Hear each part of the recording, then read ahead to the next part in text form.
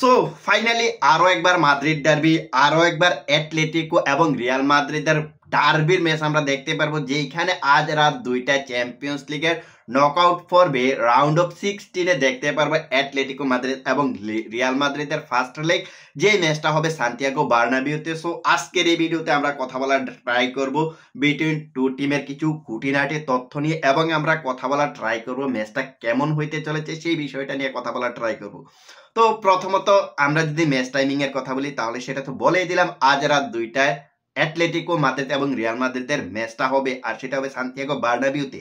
এবার আমরা আসি ইনসাইড অফ দ্য ম্যাচের দিকে। দেখুন, এই ম্যাচটাতে রিয়াল মাদ্রিদের যে স্টার্টিং এলিভেনটা, ওইখানে বেশ কিছু পরিবর্তন আসবে। এইখানে আমরা এমন কিছু প্লেয়ারকে কার্যজনিত সমস্যার কারণে দেখতে পারবো না, যেটা আমাদের রিয়াল মাদ্রিদের ফ্যান হিসেবে হতাশাজনক।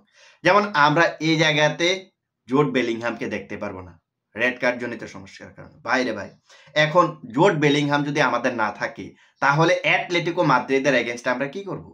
এখন আমাদের সেরা আরেকজন যে মিডফিল্ডার রয়েছে সেবায়ো, সেও ইনজুরির কারণে মাঠের বাইরে। সো এই দুইটা প্লেয়ারই কিন্তু রিয়াল মাদ্রিদের মিডফিল্ডটা কন্ট্রোল করে। হ্যাঁ, আপনি সামহাউ ফেদেরিকো ভালভার্দের নামটা বলতে পারবেন, বাট ফেদেরিকো ভালভার্দের রিসেন্ট টাইমে তিনি রাইট ব্যাক হিসেবে খেলতেছেন। তো এখন আমাদের মিডফিল্ড একেবারে ফাঁকা হয়ে গেছে। যে প্লেয়ারগুলো রয়েছে এদেরকে দিয়ে অ্যাটলেটিকো মাদ্রিদের এগেনস্টে ওই পরিমাণ পারফরমেন্স পাবো, হয়তো বা পাবো না যে পরিমাণ পারফরমেন্স আমরা জোট বেলিংহাম এবং সেবায়োসের কাছ থেকে পাই। জোট বেলিংহামের সঙ্গে তো তুলনা করলে ভাই হবেই না, জোট বেলিংহামের সঙ্গে কাউকে তুলনা করলে হবে না। বাট এখন সেবায়োসের যেই পারফরমেন্সটা, সেই লেভেলের পারফরমেন্সটা আমরা কার থেকে পাবো? এইখানে চুয়েমিনিকে হয়তো ডিফেন্সিভলি মোটামুটি কিছু একটা ওয়ার্ক রেট দেখাতে পারবো, বাট ভাই যে বিল্ড আপ ফুটবলের জন্য যে বলগুলো সাপ্লাই দরকার, সে বলগুলো সাপ্লাই কে দিবে? এখন রিয়াল মাদ্রিদের সবচাইতে উইক পয়েন্ট হচ্ছে এটা।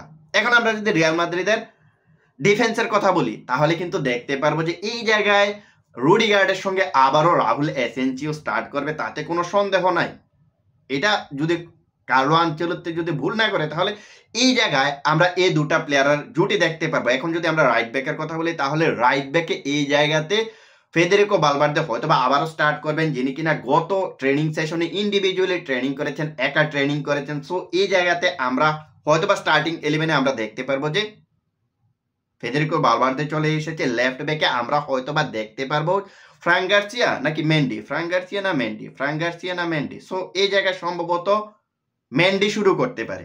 এখন আমরা যদি ফাইনাল থার্ডের কথা বলি, তাহলে ফাইনাল থার্ডে তো আপনারা মোটামুটি সবাই জানেন, এক সাইডে ভিনিসিয়াস জুনিয়র, সেন্টার ফরওয়ার্ডে কিলিয়ান এমবাপ্পে এবং রাইট উইঙ্গে রদ্রিগো। সো এটা হবে মোটামুটি রিয়াল মাদ্রিদের অ্যাটাক লাইন। মিডফিল্ডে কামাভিঙ্গা, চুয়েমেনি, এই জায়গায় লুকা মদ্রিচকে দিয়ে শুরু করানো হবে না। সো এই জায়গায় ব্রাহিম দিয়াজকে হয়তোবা ওই জোট বেলিংহামের কাজটা চালানো হবে। সো এটা হচ্ছে রিয়াল মাদ্রিদের মোটামুটি একটা স্টার্টিং ইলেভেন। এখন আমরা যদি অ্যাটলেটিকো মাদ্রিদের কথা বলি, তাহলে অ্যাটলেটিকো মাদ্রিদের হাতে ভাই যে পরিমাণ অপশন আছে, বিশেষ করে তাদের একাদশের বাইরে যে পরিমাণ তাদের সাবস্টিটিউট প্লেয়ার আছে, সুপার সাব প্লেয়ার আছে, তারা যে কোনো মুহূর্তে সাবস্টিটিউট হিসেবে নেমে রিয়াল মাদ্রিদরা একেবারে তছনছ করে দিতে পারে। এই জায়গায় একটা প্লেয়ারের কথা না বললে নয়, আনহেল কোরিয়া ভাই সাবস্টিটিউট প্লেয়ার হিসেবে এই মুহূর্তে বিশ্বের অন্যতম সেরা একটা প্লেয়ার। হ্যাঁ, হয়তোবা আপনি তার কাছ থেকে স্টার্টিং ইলেভেনে তাকে নিয়ে আসলে ওই পরিমাণ পারফরমেন্স পাবেন না, বাট তাকে যদি আপনি সাবস্টিটিউট হিসেবে নামান, তাহলে ভাই যে কোনো সময় যে কোনো টিমের এগেনস্টে, সেটা রিয়াল মাদ্রিদ, সেটা হোক বার্সেলোনা, সেটা হোক লিভারপুল, যে কোনো টিমের এগেনস্টে সে ব্যাসের মোটটা ঘুরিয়ে দিতে পারে। বিগত বেশ 6 থেকে 7 বছর আমরা দেখে আসতেছি যে এই প্লেয়ারটা সুপার সাব হিসেবে দিয়াগো সিমিওনের অধীনে বেশ কার্যকরী একটা প্লেয়ার। সো এখন আমরা যদি স্টার্টিং ইলেভেনের কথা বলি, তাহলে স্টার্টিং ইলেভেনে এক হুলিয়ান আলভারেজ ভাই যে পরিমাণ ওয়ার্ক রেট দেখায়, যে পরিমাণ ডিফেন্সে বলগুলা ক্যারি প্রোগ্রেস করে ফাইনাল থার্ডে নিয়ে যায়, যেভাবে ভাই পাসিং ক্রিয়েট করে, যেভাবে লেফট হাফ স্পেসটাকে কাজে লাগে, আবার সেন্টার ফরওয়ার্ডটাকে কাজে লাগায়। সো ভাই এই প্লেয়ারটাকে কিভাবে আটকাবে আমার জানা নেই। এখনো পর্যন্ত লা লিগাতে এসে অ্যাটলেটিকো মাদ্রিদের হয়ে অলরেডি 21টা গোল করে ফেলছে। সো এই প্লেয়ারটাকে কিভাবে আটকাবে? এখন রিয়াল মাদ্রিদের ডিফেন্স লাইনের যে অবস্থা, এখন নড়বড়ে অবস্থা। সো এই প্লেয়ারটাকে কি আটকাতে পারবে? আদারওয়াইজ এই প্লেয়ারটাকে বাদ দিয়ে যদি আপনি যদি গ্রিজম্যানের কথা বলেন, তাহলে কি গ্রিজম্যানকে নিয়ে বাড়তি কিছু বলা লাগবে? সো এরপরে যদি আমরা যদি আরো একটা প্লেয়ারের কথা বলি, সিমিওনে, আর্জেন্টিনার যে প্লেয়ারটা দিয়েগো সিমিওনের ছেলে, ওই সিমিওনেকে কিভাবে আটকাবে ভাই?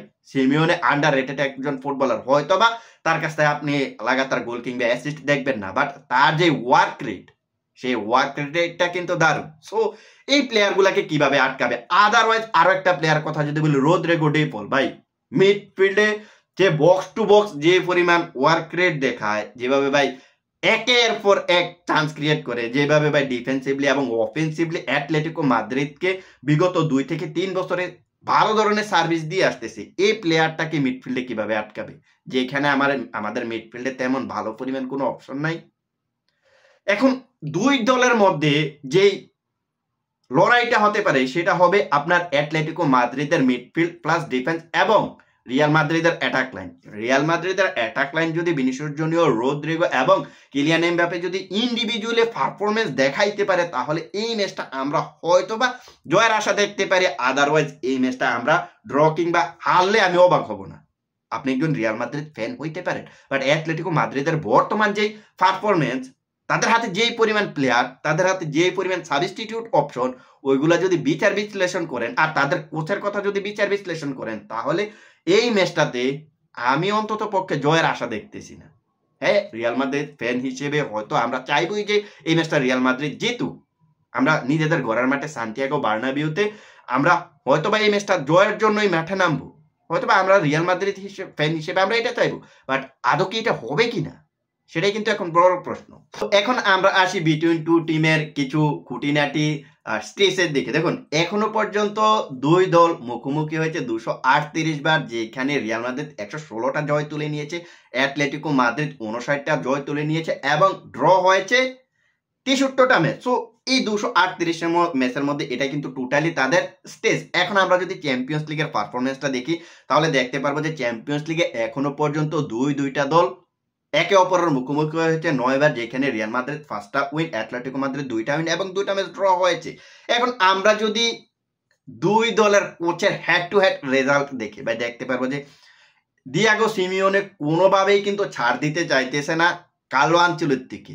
এখনো পর্যন্ত আপনি যদি তাদের স্টেজটা দেখেন, দুই কোচের মুখোমুখি হওয়ার স্টেজটা যদি দেখেন, তাহলে দেখতে পারবেন যে দুইটা কোচ এখনো পর্যন্ত 26 বার মুখোমুখি হয়েছে, যেখানে 26টা ম্যাচের মধ্যে 9টা কার্লো আনচেলত্তি, সেম সম পরিমাণ 9টা ম্যাচ দিয়েগো সিমিওনে কিন্তু জয় তুলে নিয়েছে এবং 8টা ম্যাচ ড্র হয়েছে। সো আপনি বুঝতে পারতেছেন সব দিক থেকে অ্যাটলেটিকো মাদ্রিদ কিন্তু রিয়াল মাদ্রিদকে গ্রাস করতে পারে, তাতে কোনো সন্দেহ নাই।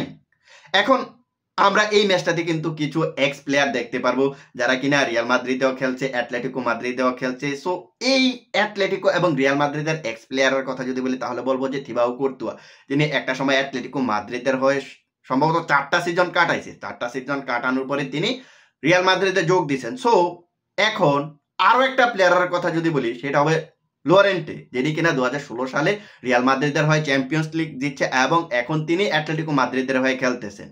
সো এই হচ্ছে মোটামুটি আপনার এক্স প্লেয়ারের কাহিনী। এখন আমি যদি ওই লোরেন্টের কথা আরো একটু বলি, তাহলে দেখতে পারবো যে এই যে প্লেয়ারটা রয়েছে, এর যে বাপ ছিল সে কিন্তু অ্যাটলেটিকো মাদ্রিদ এবং রিয়াল মাদ্রিদকে রেফার করে, এবং তার যে দাদা ছিল, তার দাদা কিন্তু রিয়াল মাদ্রিদের একজন লিজেন্ড বলতে পারেন, যিনি কিনা 6টা চ্যাম্পিয়ন্স লিগ দিচ্ছে রিয়াল মাদ্রিদের হয়ে। তো এই যে আমরা এক্স প্লেয়ারের সিনারিগুলার কথা বললাম, এদের এই সিনারিগুলা দেখার পরে এই যে মাদ্রিদ ডার্বির উত্তেজনাটা কিন্তু আরো একটু অন্য লেভেলে নিয়ে যাবে। তো এখন আমরা যদি দুই দলের সর্বশেষ 5 ম্যাচের রেজাল্ট দেখি, তাহলে দেখতে পারবো যে এখনো পর্যন্ত সর্বশেষ 5 ম্যাচে একটা ম্যাচ রিয়াল মাদ্রিদ জিতেছে, একটা ম্যাচ অ্যাটলেটিকো মাদ্রিদ জিতেছে এবং টানা 3টা ম্যাচ ড্র হয়েছে। এখন আপনি যদি ভাই লাস্ট 4টা ম্যাচ দেখেন রিয়াল মাদ্রিদের এবং অ্যাটলেটিকো মাদ্রিদের 4টা ম্যাচ যদি দেখেন, তাহলে দেখতে পারবেন যে রিয়াল মাদ্রিদের কোনো জয় নাই। টানা 3টা ম্যাচ ড্র এবং একটা ম্যাচ হেরে বসেছে রিয়াল মাদ্রিদ। সো এইগুলো হচ্ছে মোটামুটি এই ম্যাচের স্টেজ। সো দেখা যাক আজকে রিয়াল মাদ্রিদ এবং অ্যাটলেটিকো মাদ্রিদের ম্যাচটা কেমন হয়। সো ম্যাচটা যখন শেষ হবে, পরবর্তীতে যদি ডিউটি না থাকে, তাহলে ভিডিও নিয়ে আসার ট্রাই করবো। সো আপনারা আপনাদের প্রেডিকশনটা জানিয়ে দিতে পারেন যে অ্যাটলেটিকো মাদ্রিদ এবং রিয়াল মাদ্রিদের যে রেজাল্টটা সেটা কি হতে পারে, কে কত গোলে জিততে পারে কিংবা কত গোলে ড্র হতে পারে, সেটা আপনারা কমেন্ট সেকশনে জানিয়ে দিতে পারেন।